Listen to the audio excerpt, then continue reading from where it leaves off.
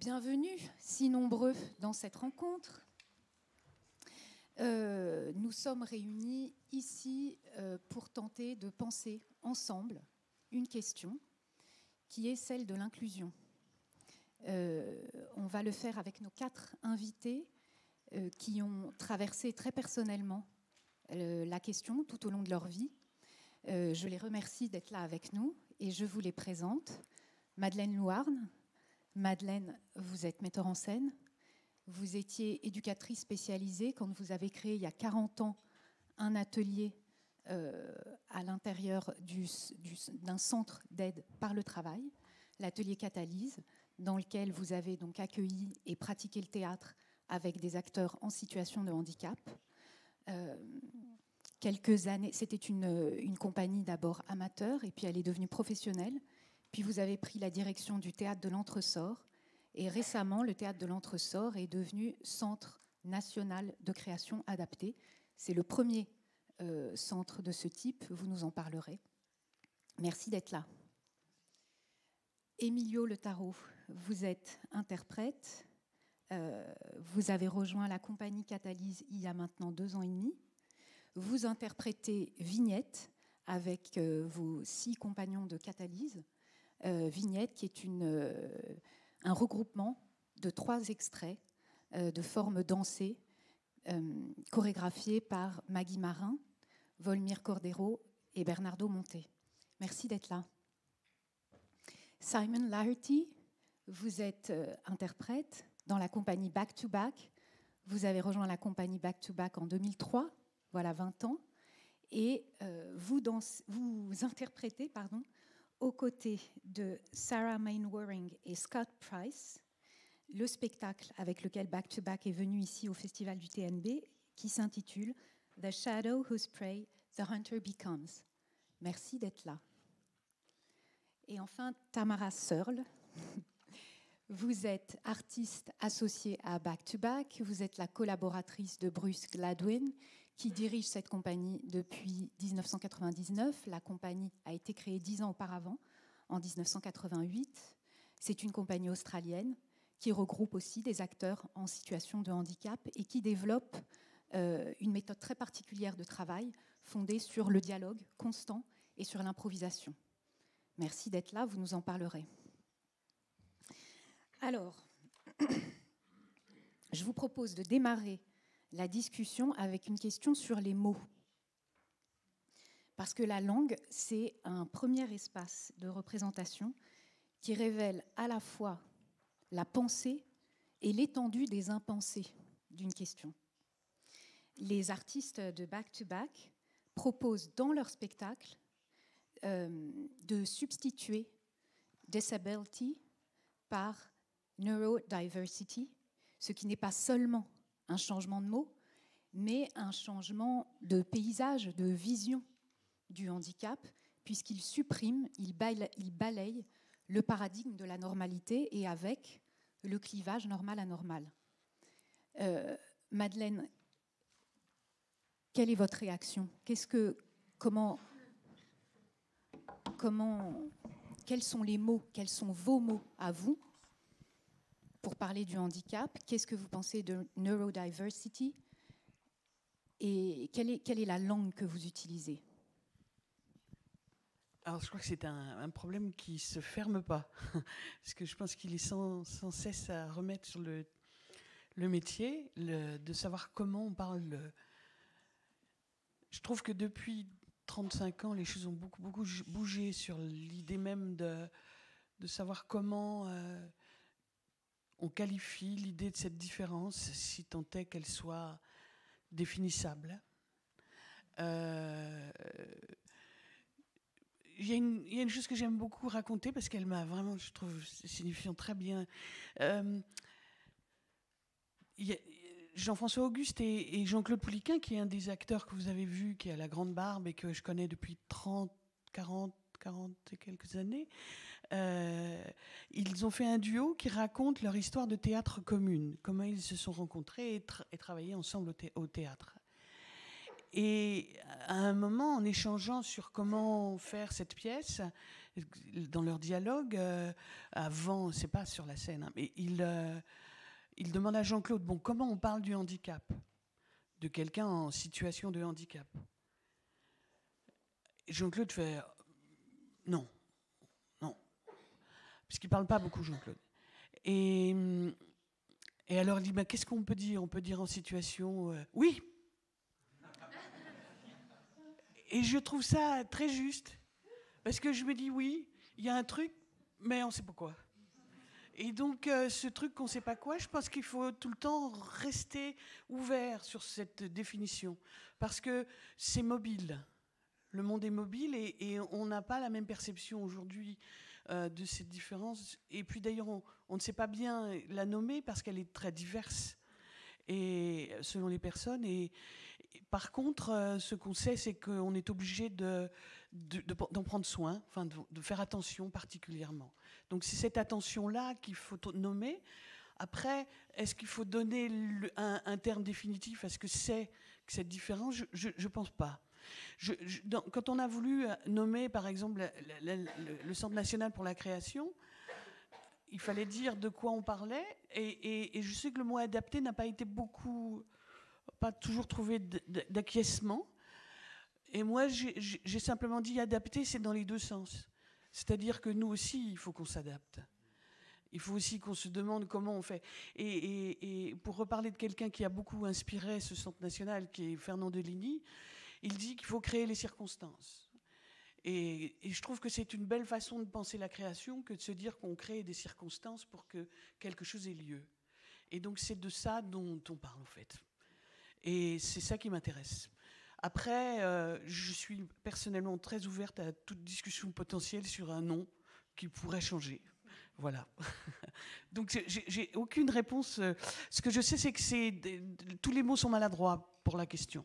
Tous les mots sont piégés et compliqués à restituer ce qu'on vit en vrai. Et donc, je trouve que le théâtre pour ça et la danse disent beaucoup plus que tout ce que les mots essayent de nous enfermer dans quelque chose. Donc, je préfère ce langage-là. Voilà. Ça me fait penser, je vais vous passer tout de suite la parole sur la même question, mais ça fait évidemment penser à une phrase magnifique de Houry, qui a dirigé la clinique de la Borde pendant longtemps, et qui a dit que justement, il fallait être très prudent avec les mots, qu'il ne fallait pas trop parler pour, d'une part, ne pas poser des diagnostics enfermants à vie, et d'autre part, pour ne pas effrayer les devenirs, pour ne pas effrayer les potentiels. Donc c'est pourquoi d'ailleurs, justement, par prudence, je vous pose à tous la question des mots. Et je voudrais aussi vous faire réagir d'ailleurs sur le mot même de la discussion, parce que pareil, il a bien fallu la nommer, cette discussion. Et est-ce que inclusion, vous vous sentez bien dans ce mot-là? Emilio?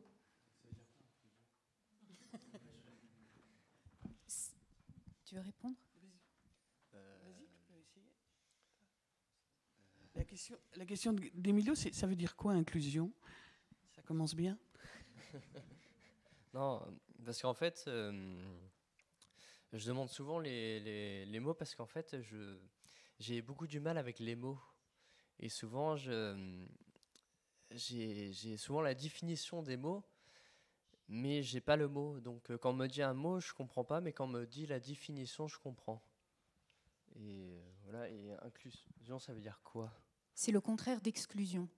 Est-ce que ça t'aide? C'est... Ah oui, si je me sens... Voilà, c'est si avec. je me sens... enfin, je sais pas comment ça s'appelle. Oui. Des autres, c'est ça? Oui. Parce que la discussion, elle s'appelle inclusion. Et comment on crée, en incluant des personnes en situation, on va reprendre cette formule qui est très belle.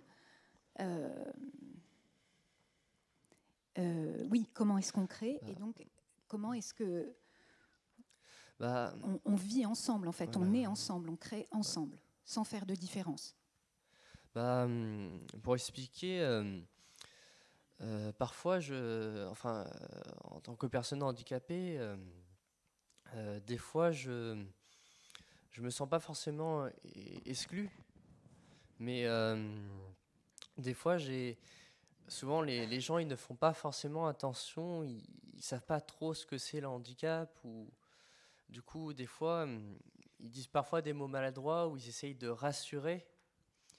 Et des fois, moi, quand on essaye de me rassurer, ça me blesse un peu parce que ça m'éloigne ça m'éloigne un peu.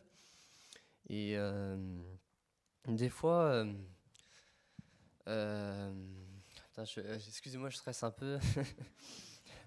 Nous aussi. On a je crois, tous les 5, non, un trac fou. Bah, c'est dur à expliquer. Oui.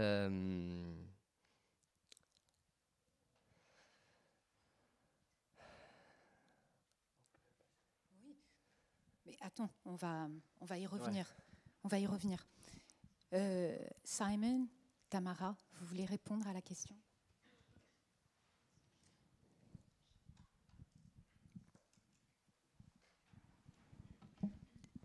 I'm just going to respond to you, Emilio. Je vais répondre à Emilio parce que j'étais curieuse de ta réponse, qui était quand les gens essaient de te rassurer, en fait, tu te sens en fait loin d'eux. Et je suis curieuse de cette ressenti. Peut-être ça ne te permet pas l'opportunité de prendre des risques et être l'agent de ton propre destin. Oui. Et c'est ça qui te sépare d'eux. Aussi, je pense à voix haute. Oui, c'est ce que tu viens de dire. C'est un peu ça. Ça m'aide pas en fait qu'on essaye de me rassurer, parce qu'en fait ça me met des manques de confiance en moi en fait. Et après je me pose des questions, des fois j'ai un peu peur de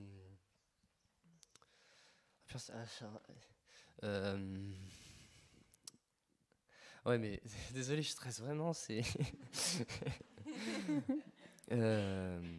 ouais, ça, c'est... Je pense qu'il faut que j'ai un temps de... Voilà, ouais, en fait, ça...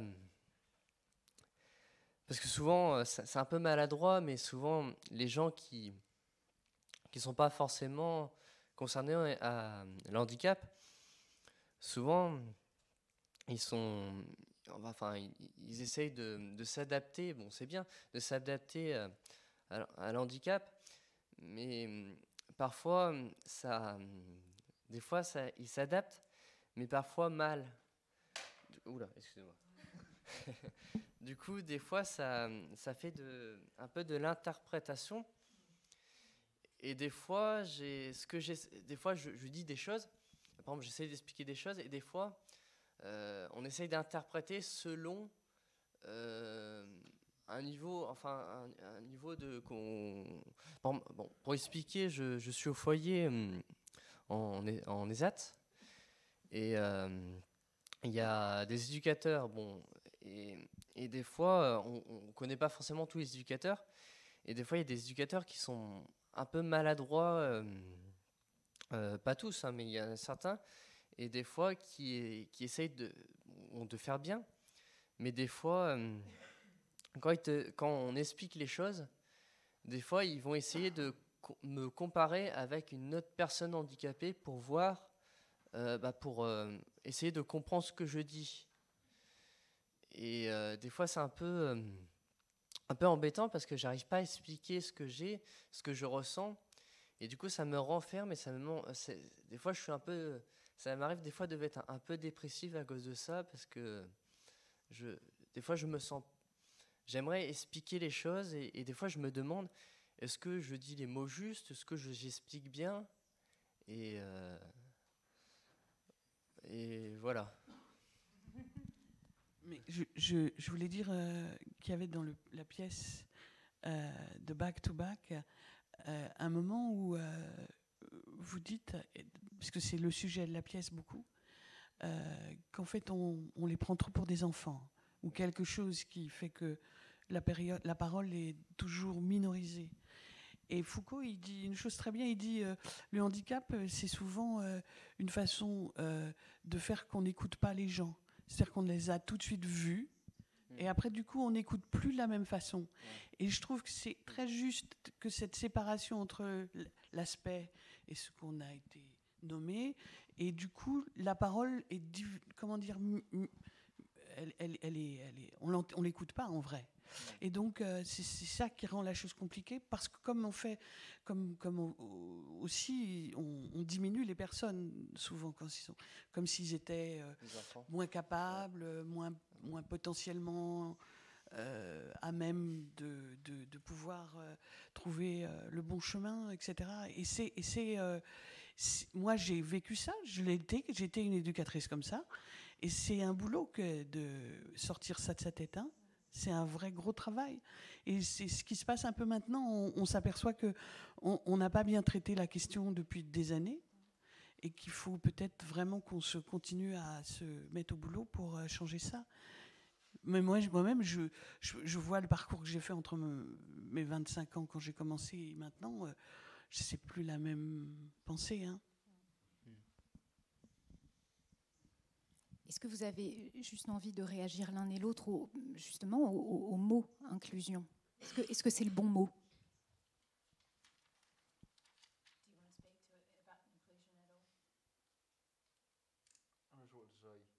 That's totally fine. Simon says, I'm not sure what to say. Simon n'est pas sûr quoi dire. I think the words inclusion, disability, neurodiversity. Je trouve inclusion, handicap, neurodivergent, c'est des choses que des gens neurotypiques sont inventés pour parler des gens qui ne sont pas. Et j'utilise le langage que j'ai inventé. Peut-être c'est pas important. Peut-être l'art est important. De trouver des moyens de faire l'art ensemble à travers des corps multiples et des pensées différentes.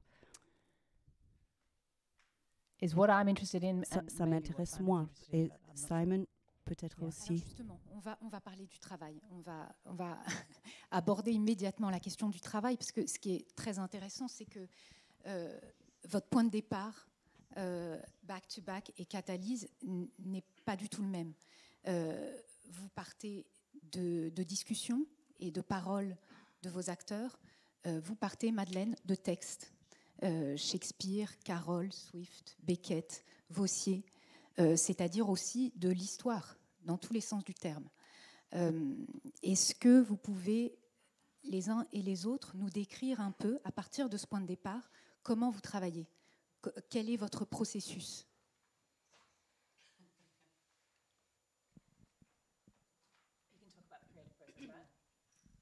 I'll try. Il va essayer. Ça commence avec discussion, improvisation, recherche. Et c'est tout, en gros.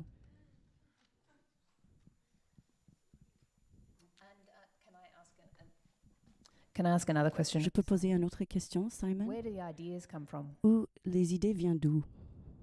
From our mind and imagination. De nos têtes et imagination. Would you say it also comes from things that you? Ça vient aussi des choses qui t'obsèdent? Je ne comprends pas exactement. Est-ce que tu penses que les idées dans les pièces viennent aussi des choses que l'ensemble est pris par ou obsédé par? Yes and no. Oui et non. Over to you, Madeleine. Ok, Madeleine, à vous.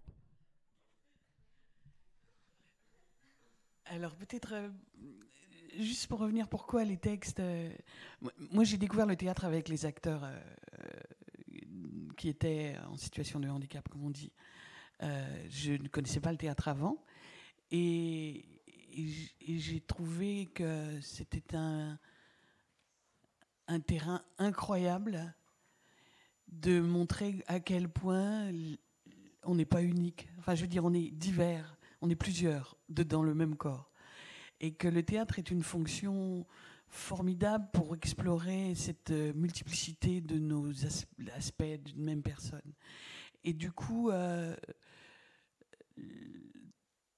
travailler sur les paroles de quelqu'un d'autre, sur la pensée de quelqu'un d'autre, ça nous entraîne sur des terrains sur lesquels on ne serait pas forcément allé. Et du coup, pour moi, ça a été un mécanisme, le théâtre est un mécanisme de la métamorphose, et c'est à cet endroit-là que le texte nous aide. Pour moi, en tout cas. La littérature, la poésie ont toujours été des éléments très puissants de transformation. Et j'ai toujours cru qu'en travaillant ça avec eux, qui a priori ne savaient pas lire, ni écrire, voilà, c'était une façon de rentrer ensemble sur un terrain imaginaire. Et j'avoue que Jean-Claude, toujours pour reparler de cette camarade qui est là depuis si longtemps, qui ne sait pas lire et écrire, est un amoureux de la langue. Et il adore les textes. Et c'est un peu grâce à ça que je me suis dit, même si c'est dur, même si c'est difficile, l'apprentissage, parce qu'on n'a pas forcément la grammaire, on n'a pas forcément l'aisance, c'est une façon d'épaissir la personne, de l'épaissir dans le sens de sa pensée, de son ouverture. Et 30 ans après, je me suis aperçue que Jean-Claude était capable... Bon, il écrit dans le sens où il dicte des textes qui sont d'une puissance poétique que je n'avais pas imaginée. Quand on a commencé le théâtre, je n'avais même pas imaginé que c'était possible.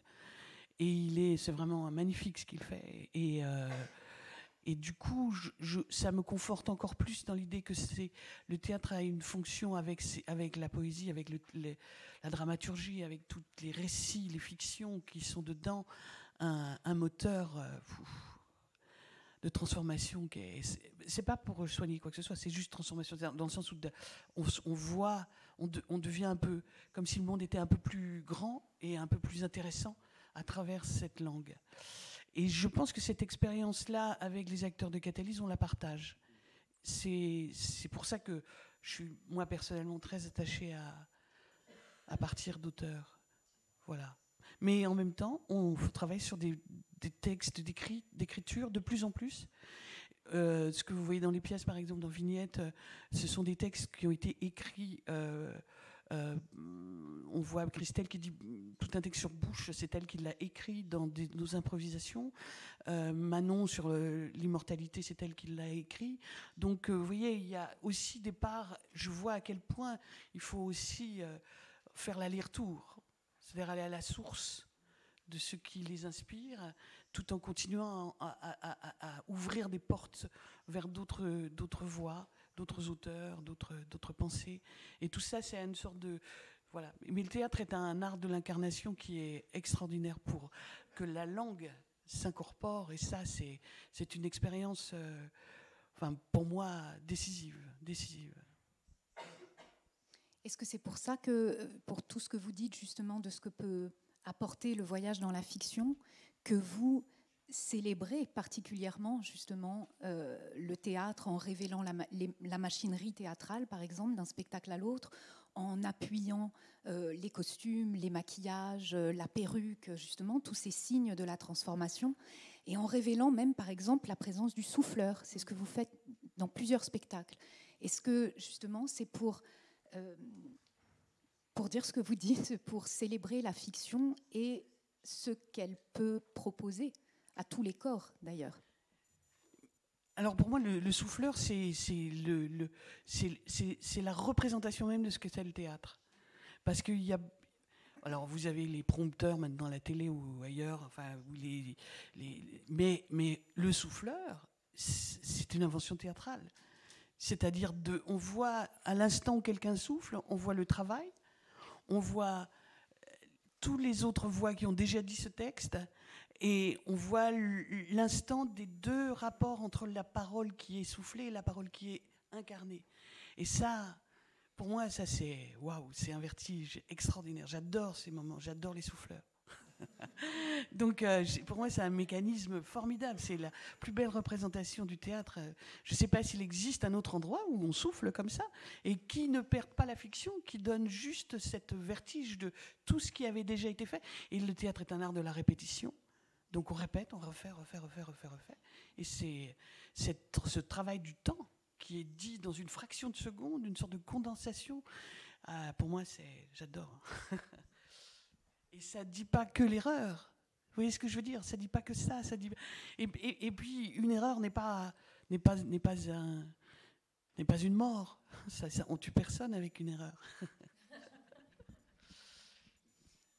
Emilio, est-ce que vous avez envie de dire quelques mots sur justement ce que ça vous fait, ce voyage dans la fiction, de dire des mots qui ne sont pas les vôtres, de dire cette autre langue, d'aller vers un personnage, de le proposer, de célébrer la fiction avec le public? Est-ce que vous sauriez dire quelques mots? Pour expliquer un peu, le théâtre, ça m'a toujours fait du bien et du plaisir. Et comme disait Malène, le théâtre, ça ouvre. Et je trouve que ça ouvre plein de portes, en fait. Parce que moi, j'ai eu un vécu assez compliqué. Et en fait, le théâtre m'a permis un peu de mûrir et de comprendre les autres, me comprendre, aussi d'entendre des mots. Enfin, quand tu lis, tu vois plein de mots, et essayer de découvrir des mots que tu connaissais pas, les comprendre en disant ces mots-là, j'aime bien. Et en tout cas, le théâtre, j'ai toujours aimé. Ça me défoule un peu, parce que des fois dans la vie, des fois c'est pas toujours facile. Et moi, je suis quelqu'un en manque de confiance en moi. Et le théâtre me permet de souffler. C'est un peu comme du sport. Le sport, des fois, ça fait du bien, ça défoule. Donc tu relâches tout. Et le théâtre, c'est pareil, ça me relâche tout, en fait. Et j'aime bien aussi, dans le théâtre, me poser plein de questions. Enfin, comment faire, découvrir, comment jouer. Parce que la question du comédien, c'est... moi, mon rêve, c'est vraiment d'essayer dans le théâtre de dire les mots justes, en fait, et jouer avec les mots, parce que vous savez, il y a des virgules, il y a des points, il y a tout ça, et j'aimerais les accueillir sans stresser, parce que souvent, quand je dis une phrase, ça me stresse, les virgules, les points, parce que ça me met... tu respires, et j'aimerais que les virgules et les points, paf, ça vient comme ça, en fait, comme... voilà, et autrement, le théâtre, ouais, ça m'a beaucoup aidé pour la vie, et même pour toujours, ça m'aidera pour toujours, parce que ça permet même l'art en général, je trouve l'art, ça permet de comprendre le monde, en fait, ce qui nous entoure, en fait, les personnes, les animaux, les fleurs, les plantes, le ciel, tout ça, en fait, ça permet, en fait, un truc en grand, voilà, et c'est une liberté, en fait, parce que des fois, il y a des travails, on répète les choses, du coup, ça permet pas de comprendre, de se découvrir, comprendre les gens, de mûrir, de grandir. Et le théâtre, j'ai de la chance de faire du théâtre, en fait, parce que le théâtre, ça nous permet de découvrir, de s'ouvrir et d'évoluer, en fait. Voilà. Tamara, votre point de départ à vous, il est tout à fait différent, puisque évidemment, on en a parlé, vous traversez aussi des textes dans le cadre du processus. Mais le point de départ, c'est pas le texte, volontairement pas le texte. Et on a la sensation, en tout cas dans The Shadow, mais dites-moi si je me trompe, que c'est presque justement une sorte d'expérience sur ce qui reste quand tout du théâtre presque a été soustrait. vous avez enlevé le texte, vous enlevez la fiction, ils se présentent avec leur prénom, leur vrai prénom, vous enlevez la lumière, vous enlevez le décor, comme pour arriver à un spectacle à l'os, en fait, complètement à l'os, dans une sorte de nudité radicale. Est-ce que vous pouvez nous parler à la fois justement de ce qui est votre enjeu à vous, en travaillant comme ça, et votre processus? Comment, je crois qu'aussi vous travaillez très longtemps sur chacune des pièces. Qu'est-ce que c'est concrètement votre travail? So with The Shadow Whose Prey the Hunter Becomes, avec cette pièce, il y a un grain ou un source. Pour chaque pièce, ça peut être un texte, une image, une obsession que quelqu'un dans l'ensemble a. Et avec cette pièce, il y avait un incident historique dans une usine de dinde aux États-Unis. Des gens en situation de handicap étaient opprimés et par leur patron, leur employeur. Et Bruce et l'ensemble ont pris cette histoire et commencé à discuter ensemble et les ressentis parce qu'on travaille aussi ensemble. Et les questions de qui dirige et qui prend des décisions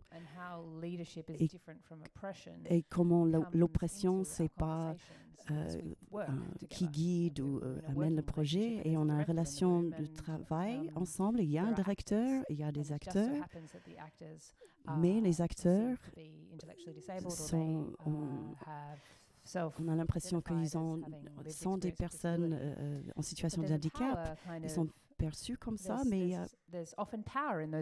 y a une question de pouvoir dans ces relations, dans la salle de répète, entre le directeur et les acteurs, et pouvoir entre souvent les gens avec et sans handicap.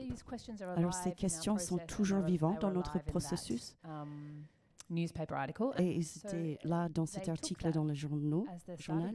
Et ça, c'était le point de départ. Ils commençaient à discuter ça. Ils ont posé, et si c'était nous dans cette situation, il y avait des longues discussions. On a enregistré les discussions en vidéo. Et d'un coup, une image théâtrale va venir et on va le prendre, on va le mettre. On va essayer une scène autour de ça. Et souvent, ces premières tentatives d'essayage, Bruce dirait eggy, ça sent mal.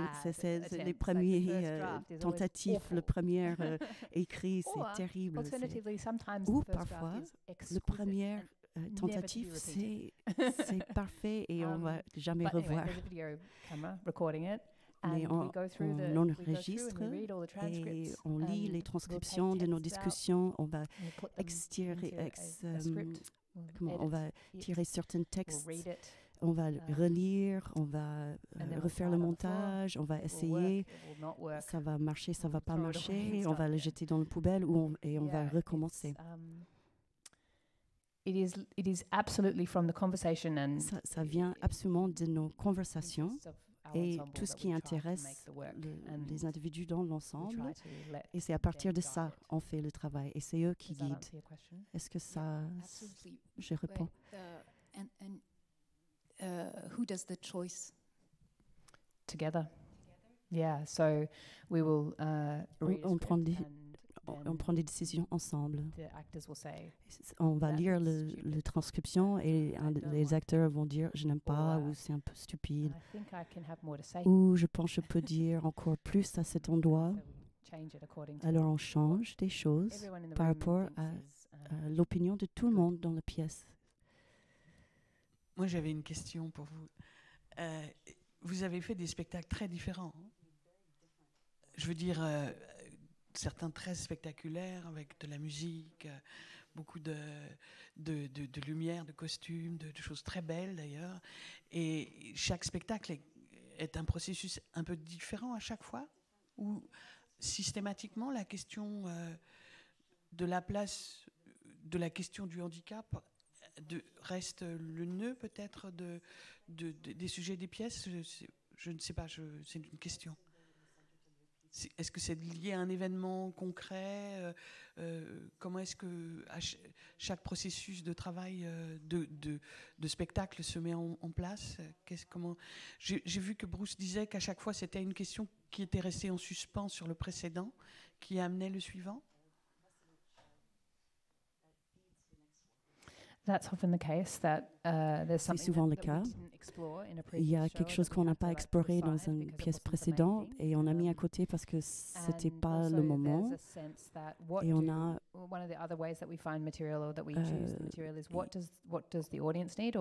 pose des questions, c'est quoi ils ont besoin, le public et le monde, esthétiquement.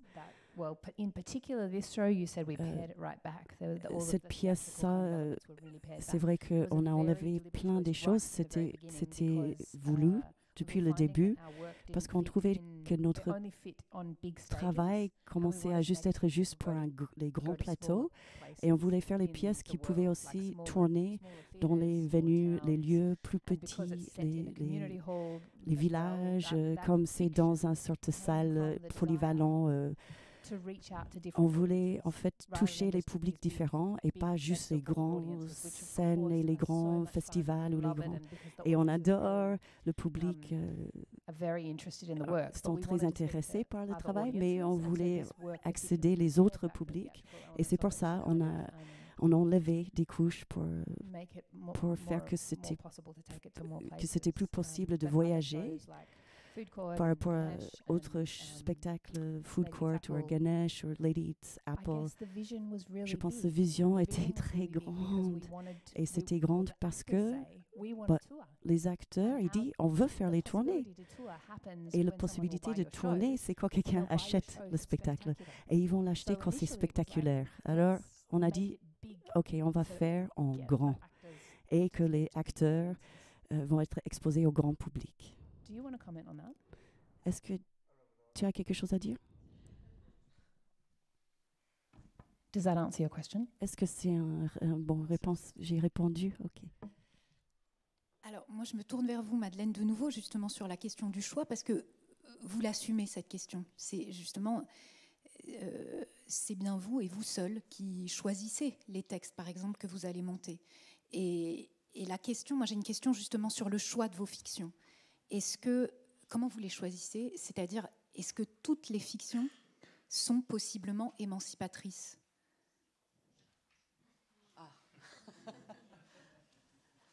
J'ai l'impression qu'on a commencé à parler de ça hier en parlant des auteurs, mais peut-être je me trompe, de Coltès, mais peut-être je me trompe. Alors, non, mais en fait, je dirais, moi, je fais l'audition des textes, puisque j'ai déjà la distribution. Enfin oui, j'ai déjà les acteurs. Donc, en fait, je cherche plutôt comment j'imagine que ça irait à tel ou tel. Et d'ailleurs, ce qui m'a beaucoup frappé, parce que je n'avais pas vu Vignette avant hier, et quand j'ai vu, par exemple, ce que Maggie a fait autour de Maybe, je me suis dit, waouh, elle les a vus, quoi. Elle les a vus vraiment, quoi. Elle leur a donné quelque chose qui est unique chez eux et qui apparaît là. Et je me suis dit, ouais, ben c'est ça que j'essaye de faire quand je choisis des textes. C'est-à-dire que je me dis, là, c'est pour Jean-Claude. Là, c'est pour Emilio. Là, c'est pour... Je les vois dedans. Mais voilà, donc c'est ce que j'essaye de faire quand je choisis des textes. Mais bien sûr, j'ai des affections particulières pour certains auteurs. Donc évidemment, moi j'adore Tchekhov, on n'a jamais monté Tchekhov, j'adore vraiment beaucoup d'auteurs, Thomas Bernhardt, enfin bref. Et voilà, on a osé monter Beckett une fois. Alors c'était vraiment ça, c'était mon Dieu, hein, Beckett. Mais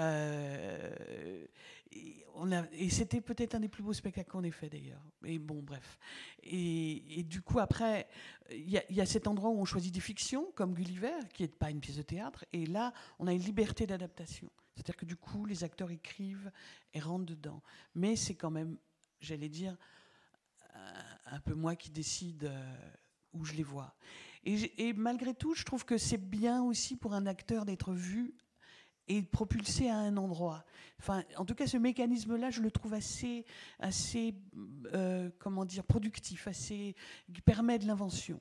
Donc, quand on désire quelque chose et que ça ouvre une voie qui donne confiance pour l'acteur d'aller s'aventurer sur ces terrains-là.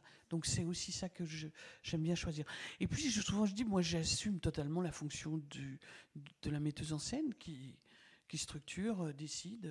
Les acteurs sont sur leur travail d'interprétation, de proposition, d'invention à leur endroit. Et je trouve que ça, c'est... Évidemment qu'on discute, il y a des moments, bien sûr, où des choses se partagent, comme dans tout travail de création. C'est un travail collectif, le théâtre, à la base. Donc voilà. Mais toutes les places ne sont pas les mêmes. Vous voyez ce que je veux dire ? Donc voilà, c'est à chacun d'investir sa place pour aller au plus dans cette mécanique collective. Voyez ? Donc c'est vrai que mon rêve, mais je ne sais pas si je le verrai un jour, c'est que Catalyse, qu'un des acteurs signe une mise en scène. Ça j'adorerais. C'est vraiment qu'on puisse être à côté pour comme nous, on a des assistants, voilà. Ça ce serait une de mes grandes espérances. Et si en plus je pouvais être là pour donner un petit coup de pouce, ça serait encore mieux. Est-ce que vous avez ce désir, Emilio, même très très enfoui, mais est-ce que vous avez le désir éventuellement de mettre en scène un spectacle ? Moi, de toute façon, depuis tout petit, ce que je voulais faire, c'est être comédien, mais aussi, je voulais être aussi... au début, je voulais faire comme tout le monde un peu quand on regarde le cinéma, donc acteur et réalisateur. Et là, quand je réfléchis, j'aimerais aussi être metteur en scène, créer quelque chose. Parce que, créer une chose, ça, j'aimerais aussi parce que... Mais le problème, c'est que... je me connais, je suis quelqu'un assez têtu et assez... qui a du mal à me mettre d'accord. Donc, ça marcherait pas. Faut me laisser du temps, que je me connaisse pour créer quelque chose. Voilà. Et alors, vous venez de nous dire que le théâtre, vous habitez, et le jeu, le désir du jeu, vous habitez depuis tout petit. Comment vous avez été formé au théâtre ? Et est-ce que vous avez été formé avant d'entrer dans Catalyse, ou est-ce que la formation est venue en intégrant l'atelier ?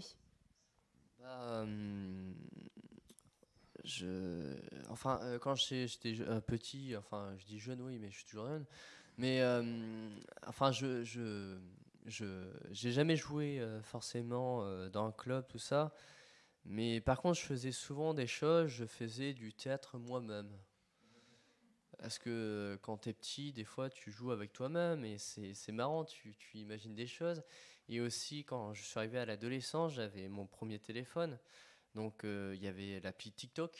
Voilà, donc TikTok, je m'amusais à faire des rôles d'acteurs. Donc, ça m'amusait. Mais voilà, mais après, je suis arrivé à Catalyse et je suis vraiment content. Mais je me rappelle, j'étais très surpris.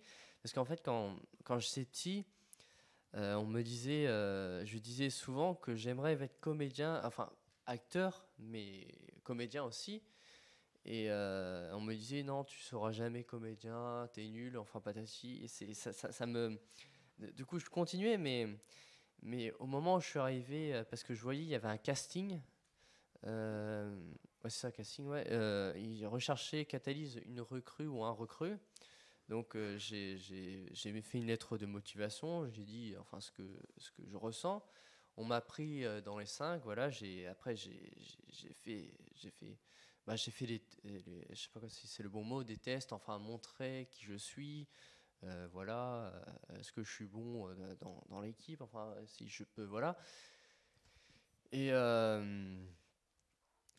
du coup, quand on m'a dit après que j'étais choisi, ça m'a fait bizarre parce que je me posais des questions. enfin des questions un peu bêtes. Je me disais, oui, mais je me sens pas capable de faire ça. À la fois, je me dis, oui, mais je suis capable. Parce qu'en fait, ça me rencerçait parce que j'arrivais pas à croire que j'avais des capacités pour l'art, en fait. Parce que comme je vous dis, j'ai eu un vécu assez compliqué. On m'a retourné de plein sens, donc à force, je savais plus qui je suis. Donc, et j'étais content, en fait. Ça a pris quand même pratiquement, enfin, c'est toujours le cas, mais pratiquement au moins 1 an pour que je m'habitue et que je réalise que je suis comédien et que au début, à Catalyst, c'était très compliqué. J'étais un peu nerveux, stressé, donc je m'énervais. Enfin, voilà. Bon, c'est toujours un peu le cas, mais... mais voilà, j'apprends à me connaître et je commence à réaliser que voilà, c'est ma vie. Voilà, le théâtre. Voilà. Simon, quel est votre parcours à vous? Vous êtes entré donc dans Back to Back il y a 20 ans. Et avant, aviez-vous été formé au théâtre? Quel est votre parcours? Quel est votre chemin?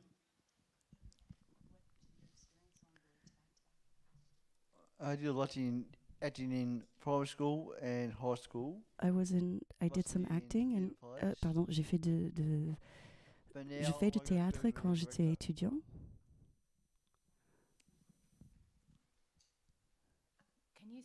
Can you speak about what you're working on currently? Est-ce que tu peux expliquer tu peux expliquer le travail que tu fais maintenant parce que tu es aussi régisseur, directeur. Là. Maintenant, je travaille sur une pièce qui s'appelle Britney Spears. And we done that with 2 great collaborators. Avec 2 autres collaborateurs, Luke Ryan et Kate Solon. I'm writing, J'écris directing, et je acting. dirige et je joue.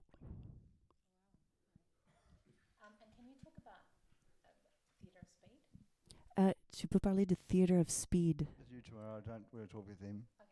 Je n'ai pas envie de parler de ça. Simon, are you happy for me to talk about Theatre of Speed? Simon, je peux parler de Theatre of Speed. There's another ensemble within Il y a un autre ensemble that dans don't Back to travel, Back. Ils that ne voyagent don't, pas. Ils ne voyagent pas I mean, as an ensemble, they don't travel. comme un But they groupe, practice together mais once a ils week. pratiquent, ils ont un pratique Yeah, commun. called Theatre Une of fois par Speed, and semaine, it's a ça s'appelle place of Theatre of Speed. C'est un experimentation, endroit, and a un lot of lieu our works actually begin d'expérimentation. in Theatre of Et Speed beaucoup with de nos some, pièces commencent là. experiment that we've done there. Some And that we take expérimentations to on a other fait, communities mais around qu'on the a world. pris Sometimes ailleurs, the Theatre of Speed will partout join dans the le monde. ensemble, Parfois, des individus dans on Theatre of tour, Speed, if ils vont they nous rejoindre second cast. avec Back to Back comme deuxième This Theatre of Speed is a place distribution. where people can also Et cet develop their endroit, skills. c'est aussi pour So les acteurs de they don't have any développer theatre leurs training, they outils, might come out of school and they leurs might join capacités. Theatre of Peut-être Speed. ils n'ont pas de formation théâtrale, mais ils peuvent nous and rejoindre et For many pratiquer, people, that expérimenter. is, Et it pour meets their beaucoup des ambition gens, for performance. c'est But for some people, they're like, c'est "Yeah, this is assez great, but I want par rapport à more," leurs and they might go ambitions, on mais il y to a be autres in qui, the c'est pas ensemble. assez, juste ce travail d'atelier, ils veulent But continuer places à in plus both haut of those niveau ensembles don't come up very professionnel. often, so there's quite Mais il y a some très demand. peu de place, en fait. Il y a, Is there any specific school in Australia? Okay, so I'm not aware of any specific je schools, suis but there pas is conscient, a je sais program that's in pense pas qu'il y a une TAFE, école. which is Il y a like- un programme de I don't know formation TAFE is like qui technical est education TAFE, in qui est en Australia, éducation it's technique. not Lycée university technique, c'est academic pas education, université. and it's a 1-year course in Ça theatre. dure 1 an, formation en théâtre avec les gens en situation de handicap. And it's been around a long time, Ça existe depuis longtemps and they feed a little ensemble that occurs. et ça nourrit un petit ensemble qui est ailleurs. Les acteurs qui sortent de cette formation vont dans un autre ensemble, mais pas le nôtre. It comes back to the question of inclusion. I Ça think revient that, de cette question d'inclusion in a utopian world, dans un monde perhaps utopien, dans we une won't utopie. segregate, On ne va pas ségréguer. education Peut-être on ne va pas avoir de education ségrégation for people with disabilities dans une from éducation people théâtrale without disabilities. entre les gens avec ou sans handicap. In employment, maybe one day we Et won't aussi either. dans le monde d'emploi, de ne pas ségréger les gens. We might Peut-être on va voir tellement de diversité qui est représentée sur l'écran ou sur scène qu'on ne va pas avoir besoin d'avoir une compagnie de théâtre spécialisée ou spécifiquement pour les gens en situation de handicap. Sur la question de la formation, qu'est-ce que vous pensez de cette question-là? Est-ce que le CNCA pourrait d'ailleurs éventuellement devenir aussi un lieu de formation? Ah non, mais c'est indispensable qu'ils le deviennent. Je veux dire, les demandes sont, mais la pression là-dessus est gigantesque. Sauf que pour l'instant, c'est comme tout, la question du handicap n'est pas traitée en France, pas vraiment. Elle est traitée un peu comme au théâtre, par imitation. On fait un peu semblant. Mais il y a des trucs de formation, sauf qu'il n'y en a pas, quand on regarde en vrai. Enfin, disons qu'ils sont dans des cadres qui ne conviennent pas. Et donc, bon, on sait tous que les administrations, c'est un peu compliqué. Mais bon, là, on part toujours d'un endroit où il faut refaire tout, le chemin. Et c'est un peu ce qu'on a toujours connu avec Catalyse déjà, mais voilà. Donc, le CNCA, c'est pour mission absolument gigantesque de trouver d'ouvrir de nouvelles portes pour que ce soit possible. Donc la demande est considérable parce qu'il y a une vraie nécessité. Et on ne peut pas répondre à nous avec nos petits bras à tout, mais ce qu'il faut déjà, c'est commencer à montrer qu'il faut continuer à diversifier et à ouvrir ces portes-là. Bon, alors, on a une chance formidable, nous en tout cas, c'est qu'on travaille à l'École nationale du TNB, et ça, c'est miraculeux. C'est de l'ordre du miracle, parce que c'est tellement incroyable de faire ça, d'être avec tous ces jeunes gens qui ont des aspirations formidables, et que Catalyse soit avec eux, et qu'on travaille ensemble. C'est pas une histoire d'inclusion, c'est plus que ça. Ça change le théâtre, quoi. On est en train de changer le théâtre un petit peu avec ça. Et ça, c'est formidable. Parce que tout d'un coup, on change la nature de qu'est-ce que c'est qu'interpréter, d'une certaine façon, puisque il y a évidemment des techniques en théâtre. Évidemment que ça existe. Et heureusement, parce que ça nous aide. Hein. Mais il y a aussi une part de chemin qui n'est pas décidée d'avance. Et avec Catalyse, on a cette possibilité de savoir qu'il y a des choses qui ne sont pas décidées d'avance. Et ça, c'est extrêmement bénéfique pour le travail créatif, pour la création. Donc on est sur un terrain inédit. Je pense qu'il n'y a pas une seule école nationale de théâtre d'acteurs au monde où il y a une implication aussi importante des acteurs qui ne sont pas tout à fait standards. Voilà. Et ça, c'est... Voilà. Hein. On marque l'histoire, là. On fait un premier caillou et c'est important. Avant de vous passer la parole, parce que j'imagine que vous avez beaucoup de remarques à faire, beaucoup de questions, beaucoup de choses à renvoyer, je voudrais justement prendre le risque d'aller un tout petit peu plus loin dans la question et vous poser la question du statut, justement, des acteurs de Catalyse. Quel est leur statut? Sont-ils travailleurs en milieu protégé, c'est-à-dire usagers de l'ESAT? Et donc, ça veut dire pas travailleur de droit commun, avec donc moins de droits qu'un travailleur de droit commun, avec moins, c'est-à-dire notamment pas le droit à la formation continue. Quel est leur statut et est-ce que ça aussi, ça doit changer? Alors en France, il y a ce qu'on appelle depuis la loi 1900, je sais pas quoi, 80 machin, un truc qui s'appelle le statut des travailleurs handicapés, c'est le travail protégé, ça s'appelle. Donc c'est la possibilité pour des gens qui n'arrivent pas à avoir, entre guillemets, je mets des guillemets, je ne sais pas trop si je ne dis pas les choses bien, il faut m'excuser parce que je ne suis pas très douée sur la technicité de ce truc, mais enfin en tout cas, et sur l'histoire, tout ce que je sais, c'est que c'est toujours pareil, c'était une bonne intention. C'est une bonne intention de se dire...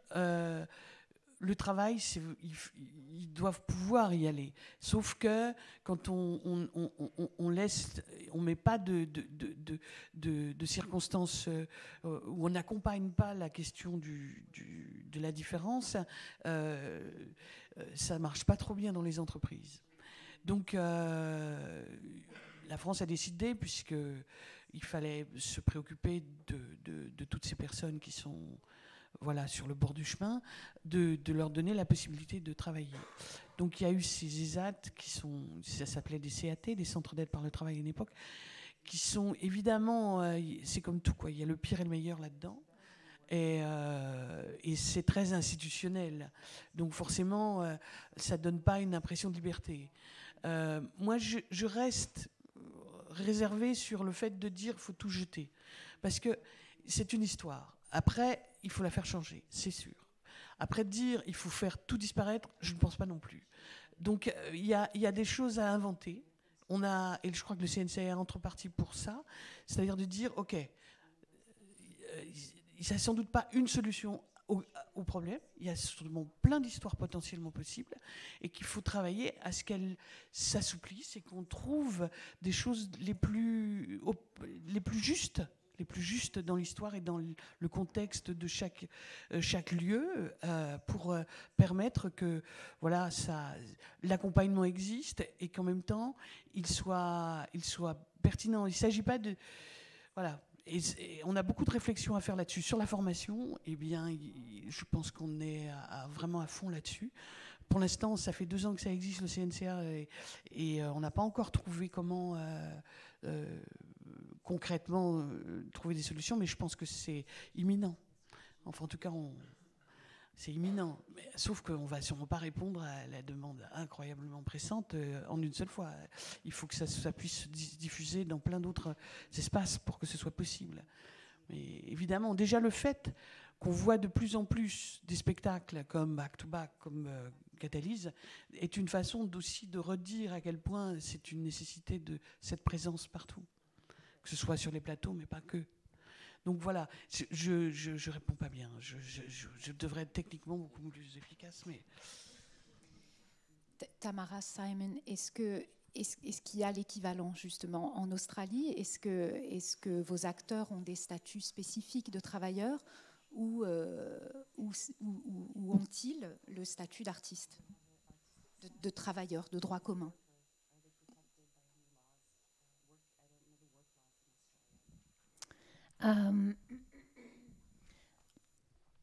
So our actors are paid and they're paid. Nos comédiens sont payés. They're employed on Ils sont employés avec des contrats in the same way that actors without comme les gens sans also handicap. employed. C'est pareil. And alongside that, there is Et avec ça, il y a government support aussi de soutien with disabilities to be pour employed, les gens en situation de handicap d'être employés, de trouver d'emploi. access Et on a accès de ça, to be able to build into our de framework more de support for them. s'ajouter dans nos And, dispositifs d'emploi. I do think that also we Je need, crois as a aussi society in Australia, qu'on at on least, doit, comme une société en Australie, mais partout, we need to get on a better besoin de faire mieux negotiating avec cette négociation de workplaces and différences education, dans les lieux because d'emploi those et differences are éducation, only parce que gonna les différences become vont more juste different and more needed, augmenter not less. avec plus besoin, pas moins besoin, Less difference is gonna- et, yeah, it's mais gonna pas increase moins de as the world différences, ça va juste the augmenter complexity of the climate avec les complexités du migration climat, occurs, there's migration. more need Il y a for de plus en plus de besoins integration pour l'intégration of difference, yeah. des différences. Des différences. Merci beaucoup, merci à vous 4. Avez-vous des questions, des retours sur les spectacles, sur le travail? Je vous laisse la parole.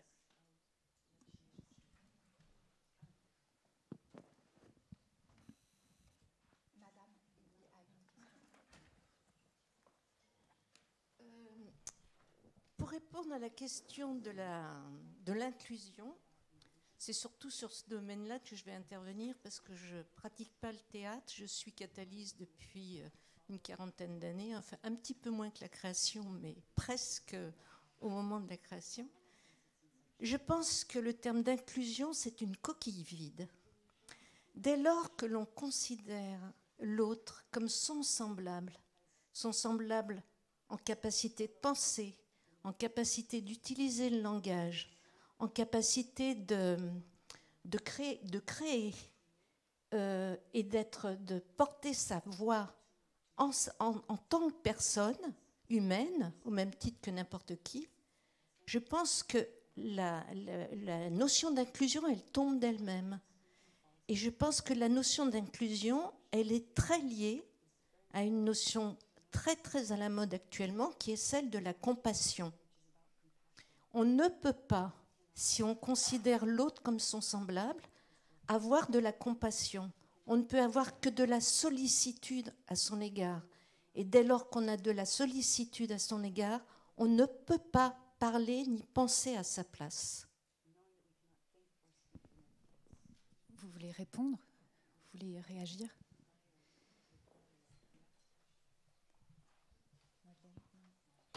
Yeah, so inclusion Inclusion, suggests exclusion. ça nous suggère exclusion. We come back to language and Alors on revient au langage et des petits nœuds que ça les piège. Tous les mots sont piégés, mais on doit les utiliser.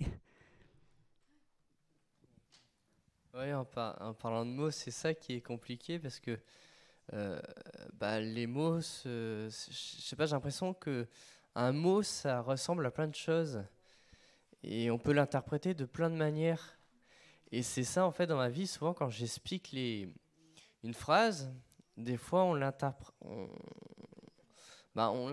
pas comme je le veux. Et c'est pour ça, des fois, je me demande, est-ce que j'explique bien ou pas? Mais voilà. Mais et c'est pour ça que j'essaye de travailler. Par exemple, là, je vais essayer de faire il y a Catalyse, je vais essayer j'ai demandé à Erona Prigent et Julien Ronel, qui sont mes éducateurs, et je vais leur demander, j'ai demandé si je peux faire du français. Parce que j'ai envie d'apprendre les mots. Et pour moi, c'est important, les mots, en fait, pour expliquer les choses, en fait. Parce que chaque mot a une importance et on ne peut pas comparer un mot avec un autre mot. Donc, voilà. Et j'ai l'impression, mais ça ne répond pas du tout, en fait. C'est une discussion sans fin, évidemment, et c'est heureux. Mais j'ai la sensation que le mot inclusion, c'est effectivement faute de mieux, c'est sûr. Mais que c'est aussi, il porte aussi une histoire. Et l'histoire en France, elle est particulière. Elle a été. Moi, j'ai beaucoup relu justement les philosophes, l'histoire de la folie, tout ce qui s'est passé justement dans notre rapport à la normalité, pour le dire avec Foucault et son séminaire. Et je sens justement qu'on est encore en train d'actualiser cette histoire avec ces mots-là. Mais comment la dépasser? C'est à nous, effectivement, de rendre encore plus plastique la langue, d'inventer des nouveaux mots, justement, pour sortir des anciens paradigmes. Si je peux me permettre? Oui, merci. Moi, j'ai tendance à penser que c'est plus une question d'être dans la vie, la question des mots. Et le terme d'inclusion, pour moi, est discriminant. Ça me fait penser à assimilation, à intégration. Dès lors qu'on n'est pas dans cette discrimination-là ou dans cette façon de penser l'autre à une autre place que la nôtre, il est un autre humain que nous-mêmes, mais il n'est pas à une autre place, il est dans la vie. Et bien, cette façon d'être là dans la vie avec les autres permet de se libérer. Alors, je ne dis pas qu'il faut faire du passé table rase, mais à un moment donné, il y a certains mots qui ne peuvent plus faire partie de notre vocabulaire. C'est comme ça que je pense les choses, oui. Ouais. Peut-être aussi, ouais, parce que les mots, il y a beaucoup de mots qui fait peur, parce que souvent parce qu'on les connaît pas, du coup on les juge. Comme par exemple le mot handicap. Handicap, il y a beaucoup de gens qui connaissent pas, donc ils s'imaginent des choses, donc ça devient. On commence à avoir peur de l'handicap. Le mot, même moi en tant que personne handicapée, j'aime pas qu'on me dise handicapé parce qu'on a tellement dit méchamment ce mot-là. Mais de base, pour dire le mot handicapé, ça a été créé en fait pour dire qu'on est différent et qu'on faut tous essayer de s'adapter entre nous en fait. Voilà, et pour moi, en parlant handicap, enfin même du monde entier. Pour moi, enfin, il faut tous quelque part en être humain, essayer d'adapter de tout le monde en fait. Tout le monde, essayer de... Parce que notre rôle en fait, enfin d'humain, c'est aussi de s'adapter à tout le monde en fait. Et voilà, comment expliquer parce que parfois je ressens, bon, c'est pas méchamment, mais souvent je ressens beaucoup, peut-être c'est pas le bon mot, mais de l'égoïste des fois. Et des fois, on veut pas accepter quelqu'un, on veut pas essayer de l'écouter parce que on écoute quelqu'un qui est à côté de toi qui dit ça, où tu es égoïste, où tu connais pas, enfin où tu comprends pas. Et du coup, moi, mon travail, enfin, moi, ce que je voudrais, c'est d'essayer de gérer mes émotions, tout ça, pour essayer de m'adapter de tout le monde, en fait. Et chaque fois que je vois quelqu'un, eh ben, j'essaye de m'adapter et de le comprendre, en fait. Et ce serait bien, en fait, que tout le monde essaie de faire la même chose, comme ça, au moins, comme ça, on pourrait vivre tout ensemble, voilà. Enfin,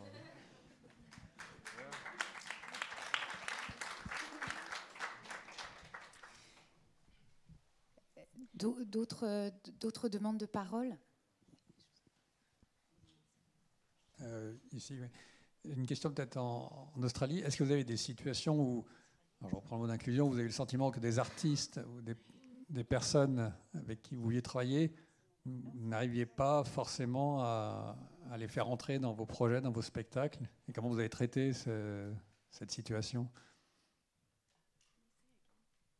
I got translated in French, so she's going to retranslate it for me. Could you repeat the question for me? Because she'll translate again.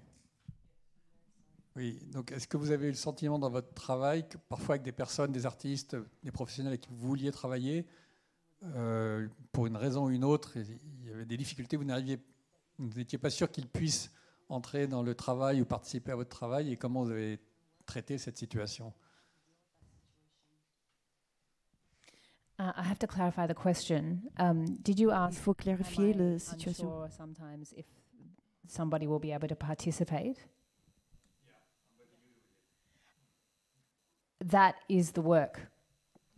C'est ça le travail. C'est d'essayer de comprendre comment on utilise ce langage d'adaptation, qu'on adapte nos méthodologies et processus, alors que la personne peut en fait faire le travail. Ou que le travail est fait autour de leurs besoins spécifiques. Ça revient à l'idée, je ne sais pas si ça arrive en France, en Australie et dans les pays anglophones, on dit que la société c'est eux qui font que les gens sont en situation d'handicap. Les gens ne sont pas en situation, ils ne sont pas handicapés. C'est la société qui les rend handicapés. Au niveau des pratiques artistiques, si je propose une improvisation ou une tâche que quelqu'un ne peut pas faire, ce n'est pas leur problème, c'est mon problème. En fait, j'ai choisi le tâche, n'était pas juste. Ou Eugène a dit, j'espère qu'on peut s'entendre, mais il faut que tu m'écoutes comme personne. Et c'est ça, tous les processus, pas juste artistiques. Partout dans la société, on doit adapter notre processus. Alors les gens en situation de handicap et sans, tout le monde peut participer ensemble.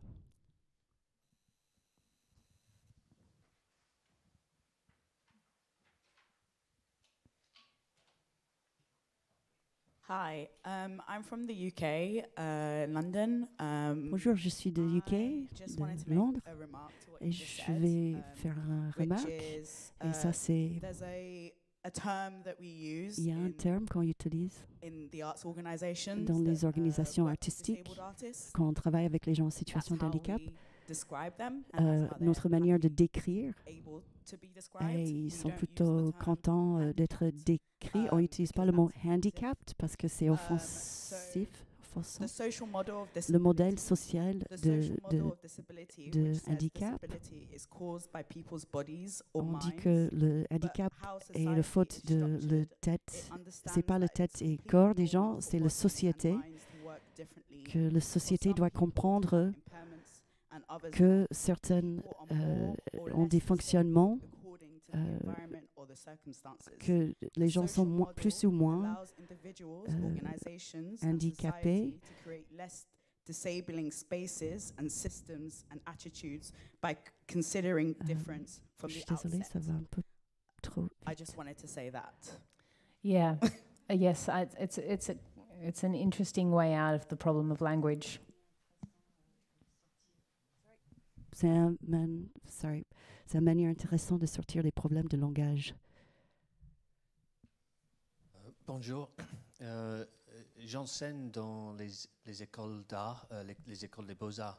Et j'ai participé à plusieurs séminaires récemment où le mot inclusion a été abordé, surtout sur la question des minorités ethniques.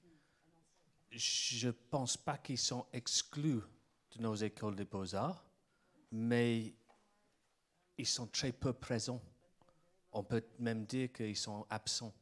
Et je pense que beaucoup de collègues avec lesquels je travaille souhaitent vraiment aborder cette question. On voit que dans les écoles maternelles, ils sont inclus, ils sont là. Ils passent par des collèges, des lycées, et au fur et à mesure, ils sont très peu présents dans les classes d'art plastique. Et on voit quelque part, il y a des verrous qui empêchent l'accès. Et je pense que j'ai beaucoup de collègues qui veulent sauter ces verrous, qui vont arriver dans nos établissements quand ils sont des jeunes adultes.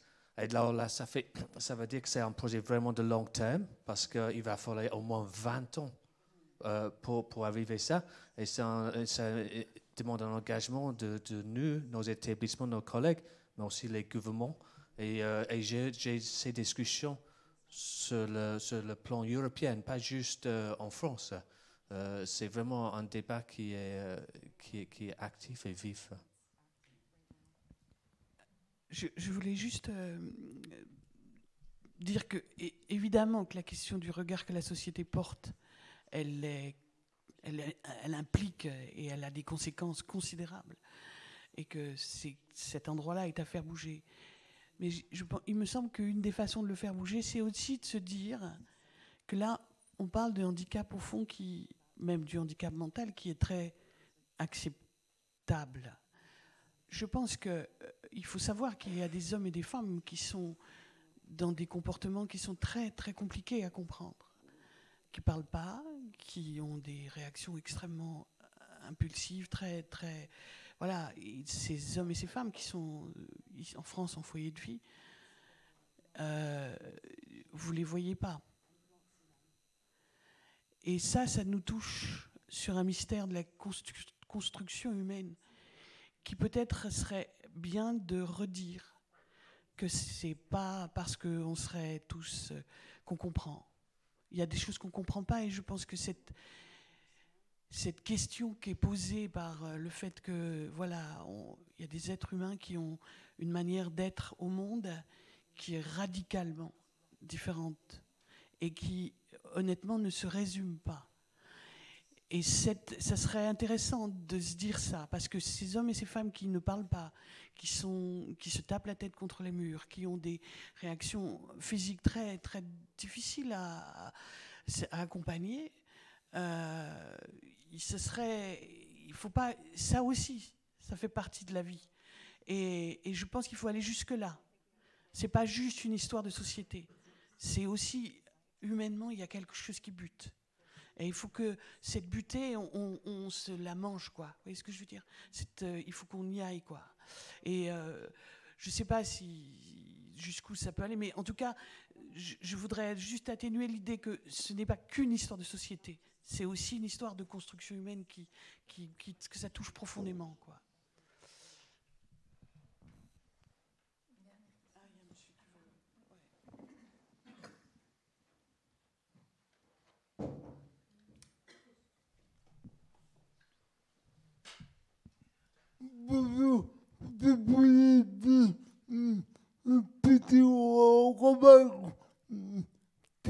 faut faire la différence quand on parle de la question de handicap. Quand on parle de personnes handicapées, on ne fait pas la différence entre, par rapport au théâtre, au cinéma. Quand on parle du théâtre, on parle, c'est un moyen d'intégration. Mais faut pas oublier, c'est bien, faut pas oublier que quand on fait du théâtre, c'est un travail comme un autre. Il n'y a pas forcément besoin de la discussion. C'est un travail comme un autre. Et le bruit, on veut dire, par rapport au pays, en Australie, apparemment, il y a des groupes problèmes au niveau des allocations. Ils sont en train de supprimer l'allocation pour les personnes en situation de handicap pour une autre organisme général. Et une belle question par rapport à l'Australie. Est-ce que c'est quand on travaille, vous disiez tout à l'heure, c'est un travail à part entière. Et en France, on n'est pas capable de dire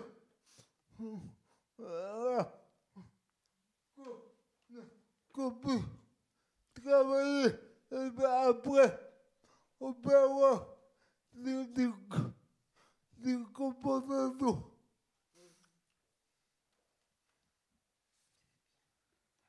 Oui, c'est important de se dire qu'effectivement, c'est la manière dont on est accompagné, que ce soit par l'allocation, que ce soit par la façon dont le travail aussi, ça nécessite qu'on mette les moyens en place. Et ce que vous disiez il va falloir encore plus de moyens et encore plus de possibilités pour assumer toutes ces différences et les rendre à leur bonne place. C'est sûr.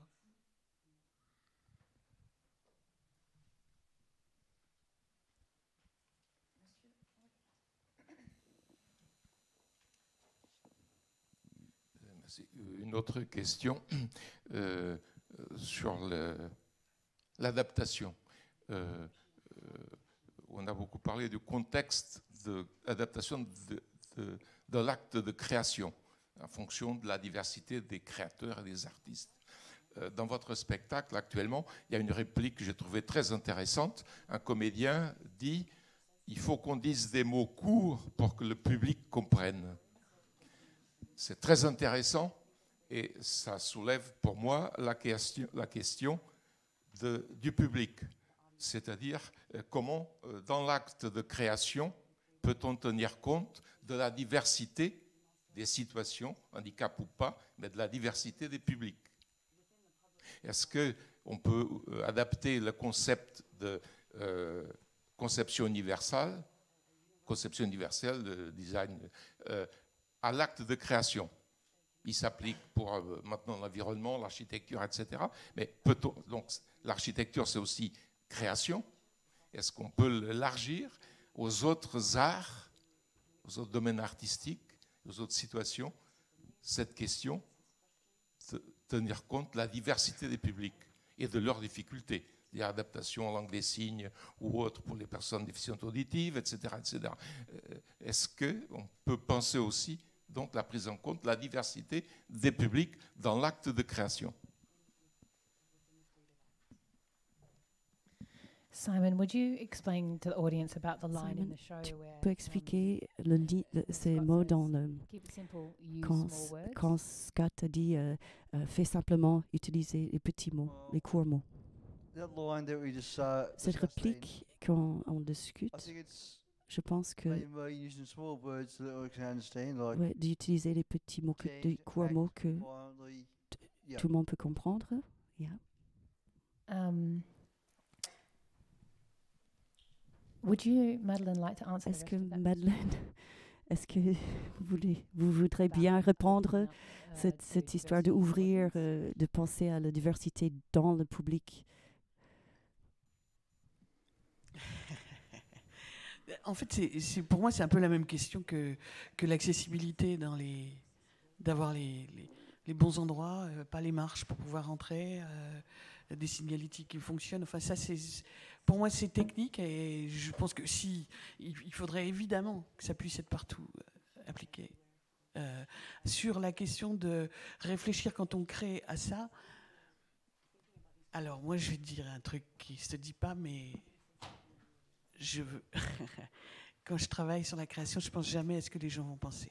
Je pense d'abord à ce que moi je vais penser et à eux comment on fait.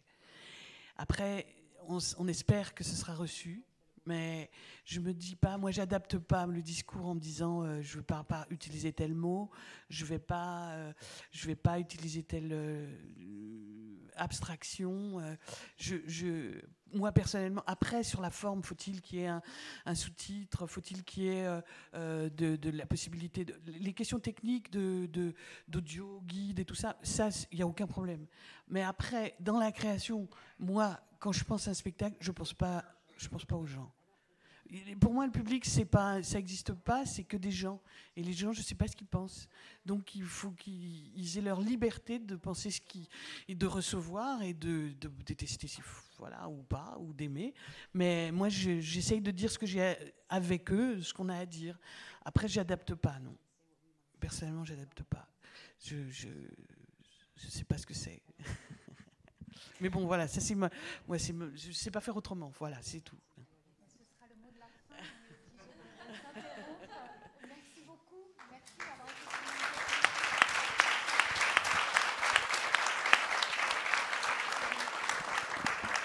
été. Merci aussi à Dominique qui a fait la traduction simultanée pendant cette heure et demie.